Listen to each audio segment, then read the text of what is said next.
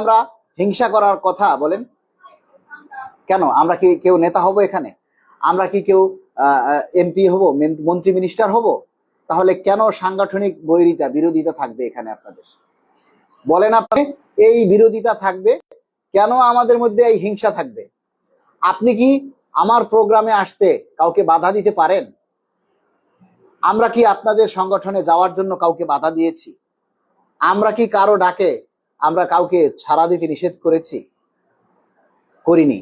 এটি কখন করে জানেন? মানুষ যখন দেউলিয়া হয়ে যায়, তখন যখন বোঝে যে ওই সংগঠন আমার চাইতে অনেক উপরে উঠে গেছে, ওই লোকটা আমার চাইতে অনেক শক্তি বেড়ে গেছে, তখন সে ওই লোকের সাথে হিংসা করে।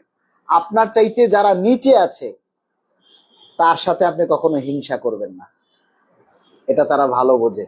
এখন কথা হচ্ছে যে ভাই, আমরা এই সমস্ত হিংসা হানাহানির মধ্যে নাই। পে স্কেল আজকে গেজেট হলে কালকে সবাই ঘরে ঢুকে যাবে, কেউ কাউকে চিনবে না। তাহলে এই অল্প কয়টা দিনের জন্য কেন এত হিংসা? আপনারা এই সংগঠনকে কেন্দ্র করে অনেকেই অবৈধ ব্যবসা করেছেন, অনেকে অবৈধ অর্থ কামিয়ে নিয়েছেন, গাড়ি বাড়ি করেছেন। সেগুলি ওই দুদকের কাছে আনতে বাধ্য করবেন না। আপনারা কে কত টাকা কামাই করেছেন, কে চাকরি থেকে ঘুষ নিচ্ছেন, কে গাড়ি কিনছেন, কে বাড়ি কিনছেন, এগুলি সব আমাদের জানা আছে।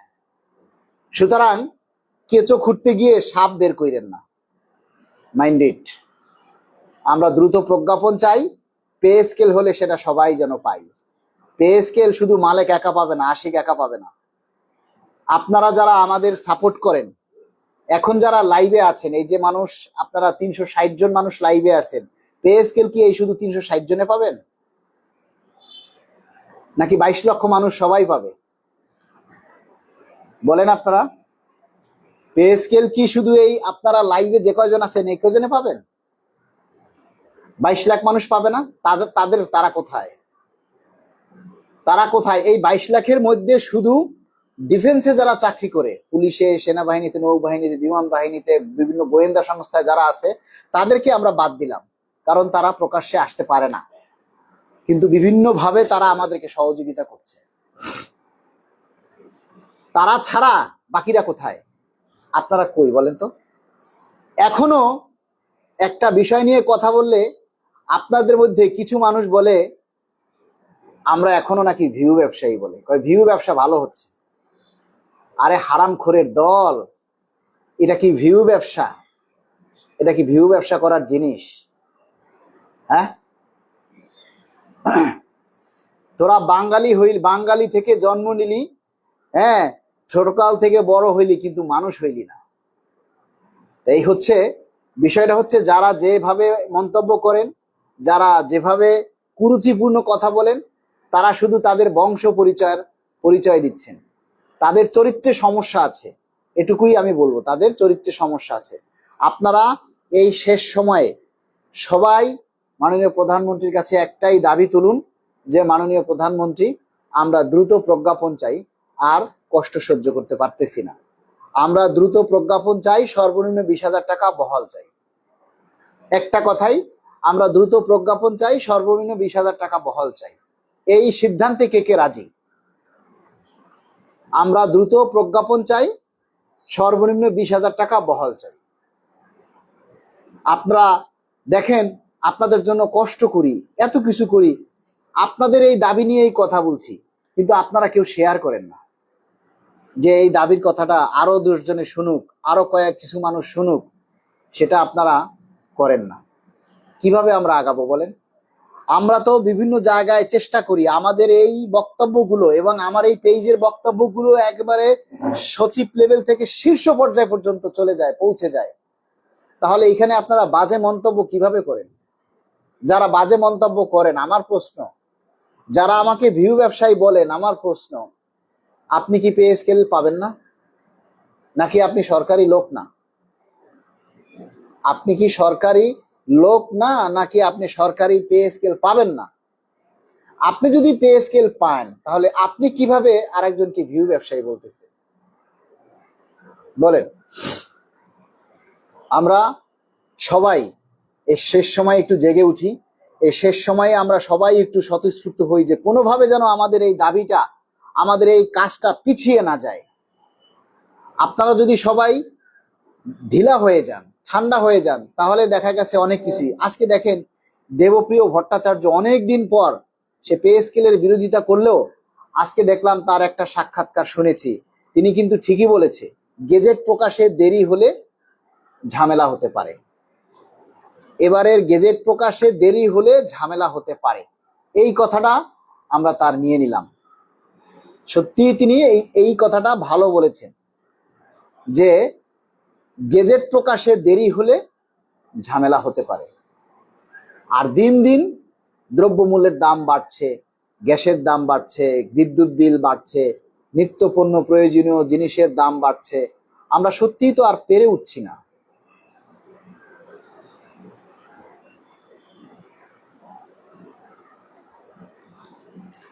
হ্যাঁ, সাদেক ক্যাশ সরকার, সাদেক, আপনার কথা তো সচিব শুনতে যায়, কিন্তু ওদের তো কান নাই, আপনার কথা শুনে না। তো মানে কি বুঝাইতে চাইলেন?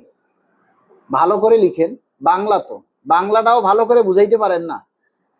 আমার কথা তো সচিব শুনতে পায়, কিন্তু ওদের কি কান নাই? আপনার কথা শুনে না তো। কি বলেন? আমরা যাদের সাথে দেখা করতে যাই তারাই তো বলে আপনাকে চিনি। যেন সূক্ষ্ম সচিব মহোদয়ের কাছে ঢুকলাম, উনিও বলছে আপনাদেরকে চিনি। আমরা কি বুঝবো উনি কি বলছেন? আমরা কি ওনার সাথে চাকরি করি নাকি উনি আমাদের বন্ধু মানুষ? কিভাবে চেনে? নিশ্চয়ই আমাদের এই যে আমাদের পেজের মাধ্যমেই ওনারা আমাকে চিনে। আমরা দাবির কথাগুলি বলি, এগুলি নিশ্চয়ই ওনারা দেখে, ওনাদের কাছে যায়, এজন্য চিনে, তাই না? তো আপনারা অবশ্যই ভালো বংশের মানুষ, ভালো পরিবেশের মানুষ, একটা কমেন্টস করবেন, সেটা একজন সচিবকে নিয়ে একটা কমেন্টস করবেন, একজন মন্ত্রীকে নিয়ে একটা কমেন্টস করবেন, সেটা যেন সুন্দর হয়। কারণ আপনার একটা কমেন্টসের কারণে আপনার চাকরি চলে যেতে পারে, আপনি সাসপেন্ড হতে পারেন, এটা জানেন? এগুলি মাথায় রাখবেন। আপনার এই এমপি মন্ত্রী সচিবদের নিয়ে কমেন্টস করতে গেলে আমারে গালি দেন, সমস্যা নাই, আমারে গালি দিলে চাকরি যাবে না, কিন্তু এমপি মন্ত্রী সচিবদের নিয়ে একটা কথা বলার আগে চিন্তা করবেন, আপনি একটা কমেন্টস লেখার আগে আমি কে, কাকে লিখছি। এই কমেন্টসের কারণে আপনি নিঃশেষ হয়ে যেতে পারেন, mind it.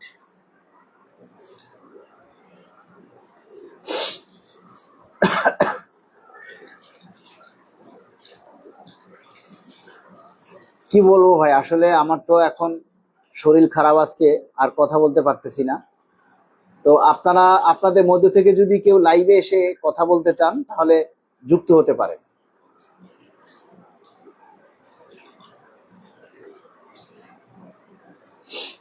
Miss Rozina Khatun লিখেছেন, ভাইয়া কেমন আছেন? আলহামদুলিল্লাহ ভালো আছি।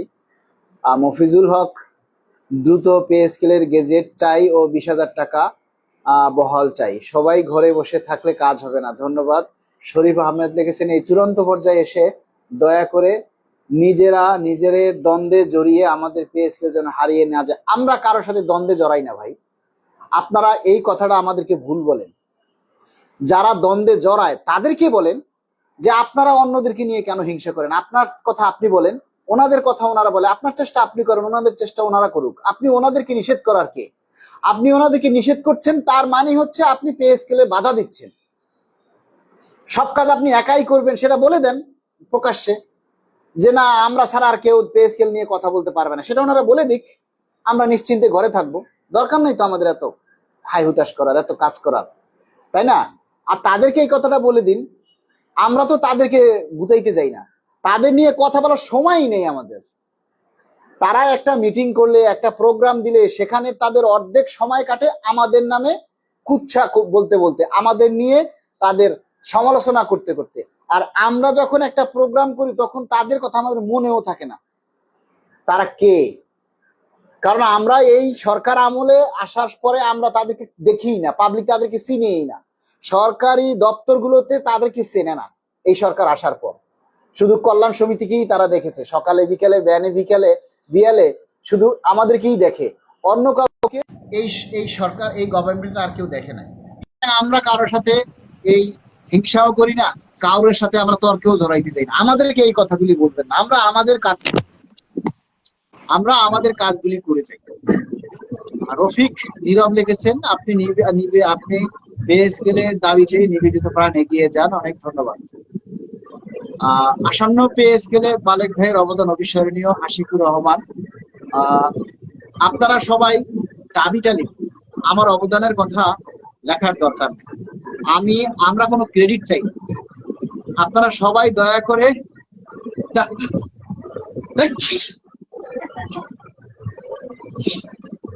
আপনারা সবাই দাবির কথাটা লিখুন, সবাই একটা কথাই লিখুন, দ্রুত প্রজ্ঞাপন চাই, সর্বনিম্ন 20,000 টাকা বহাল চাই। আমার অবদান কতটুকু সেটা না হয় আপনারা পরেই বললেন, পে স্কেলের গেজেটটা হোক, তারপরে বললেন কার অবদান কতটুকু, কিন্তু এখন নিজের দাবির কথাগুলি বলুন, আপনি কি চান সেই কথাগুলি বলুন।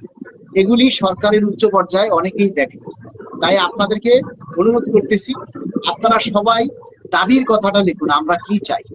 দ্রুত প্রজ্ঞাপন চাই, সর্বনিম্ন 20,000 টাকা বহাল চাই, 3টা টাইম স্কেল সিলেকশন গ্রেড আমরা ফেরত চাই। হ্যাঁ, এই জিনিসগুলি আপনারা কমেন্টসে এই জিনিসগুলি তুলে ধরুন। ঠিক আছে? আমাদের মাঝে লাইভে যুক্ত হয়েছে বাংলাদেশ সরকারি কর্মকর্তা কর্মচারী কল্যাণ সমিতির সাংগঠনিক সম্পাদক সোহেল রানা। আমরা এখন সোহেল রানার কথা শুনব। ধন্যবাদ মালিক ভাই। সর্বপ্রথম যারা আমাদের অডিয়েন্স আছেন, যারা আমাদের সাথে লাইভে যুক্ত আছেন, তাদেরকে অসংখ্য ধন্যবাদ আমাদের সাথে যুক্ত হওয়ার জন্য। সেই সাথে আমি মালিক অসুস্থ, আপনার সুস্থতা কামনা করছি।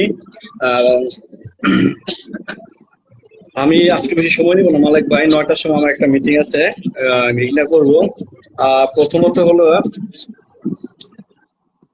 আজ পর্যন্ত বাংলাদেশ সরকারি কর্মকর্তা কর্মচারী কল্যাণ সমিতি কখনো কোনো দলের বা কোনো সংগঠনের সমালোচনা করি নাই, আজ পর্যন্ত করি নাই। শুধু তাই নয়, যদি কেউ কোনো প্রোগ্রাম দিয়েছে সেখানে আমরা কিন্তু সবসময় বলে এসেছি যে আপনারা ওই প্রোগ্রাম যোগ দেন, যে প্রোগ্রাম দেখ পেজকে নিয়ে আপনি সবাই যোগ দিবেন, যাতে সরকার বুঝতে পারে।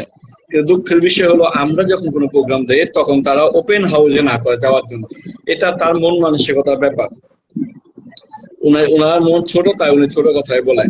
তো যাই হোক, আমি বেশি কথা বাড়াবো না। আমি আমার কিশোরগঞ্জ নিয়ে আমি কিছু কথা বলবো। এখানে আমি এই কয়েকদিন কিশোরগঞ্জ নিয়ে কথা বলবো। আমরা কিশোরগঞ্জ একটা কাউন্সিল করতে যাচ্ছি এবং কিশোরগঞ্জ আমরা সংগঠনটা শক্তিশালী করতে যাচ্ছি। সেই বিষয়ে আমি কিশোরগঞ্জে কিছু নেতৃস্থানীয় ভাইদের সাথে কথা বলছি। তো আশা করি আমার কাউন্সিলটা হবে এবং আমরা কিশোরগঞ্জে একটা আলোচনা, বড় মাফিক আলোচনা দিব পে স্কেল দ্রুত গেজেট দাবিতে, এবং আমাদের জন্য কাট সেট করা না হয়, আমাদের পে স্কেলের কাট সেট করা না হয়। ধরেন আমাদের কোনোভাবে আমাদের 16,000 নিয়ে আসলো ধরেন, তাহলে সেটা কার্যকর কত 2 বছর, আর আমাদের পরবর্তী পে স্কেল আরো 5 থেকে 7 বছর, তার মানে 9 বছর।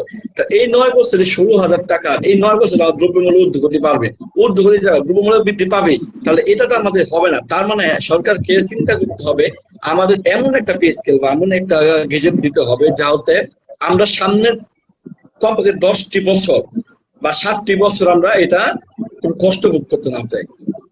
আমাদের কষ্ট করে সরকারের কাছে বুঝতে হবে, আর আশা করি সরকার মহোদয় সেগুলো বুঝবেন, আমাদের দ্রুত গেজেট দিবে। এবং আমরা যেটা জানি যে আশা করি সেপ্টেম্বরের ভিতরে আমরা একটা ফয়সালা পাবো, আমাদের একটা গেজেট ইনশাল্লাহ হবে, এবং অক্টোবর থেকে আমরা নতুন বেতন কাঠামোতে বেতন ইনশাল্লাহ আমরা নিতে পারবো।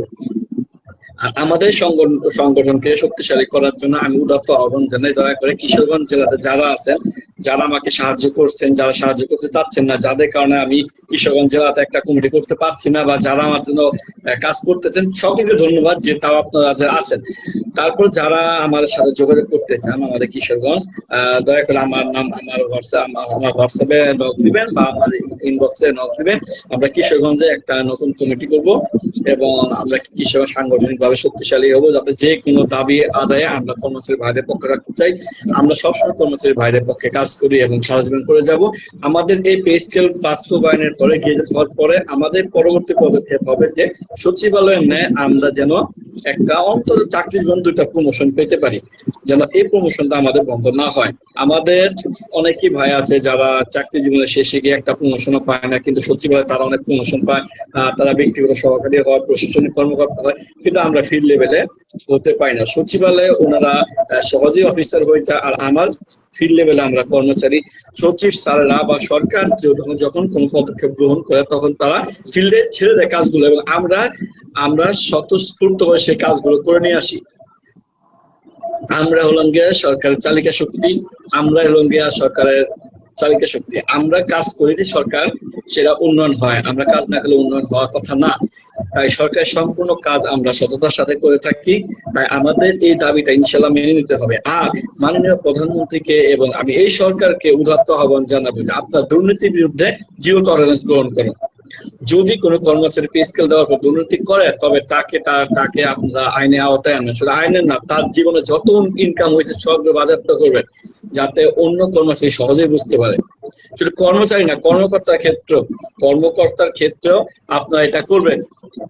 আমরা চাই না যে কোনো দুর্নীতি বাংলাদেশে কখনো আর কোনো দুর্নীতি হোক। আমরা দুর্নীতিকে প্রশ্রয় দিব না, এবং আমার সংগঠন কখনো দুর্নীতিবাজের পক্ষে থাকবে না। তাই সরকারকে বলতে চাই, আপনার দুর্নীতি বিরুদ্ধে কঠোর হন, তবে আমাদের পে স্কেলটা, আমাদের যারা সব কর্মচারী আছে আমাদের পে স্কেলটা আপনারা দ্রুত গেজেট করবেন, এবং আমাদের একটা আদর্শ যেখানে আমরা খেয়ে পরে বাঁচতে পারি, যেন আমাদের পে স্কেল নিয়ে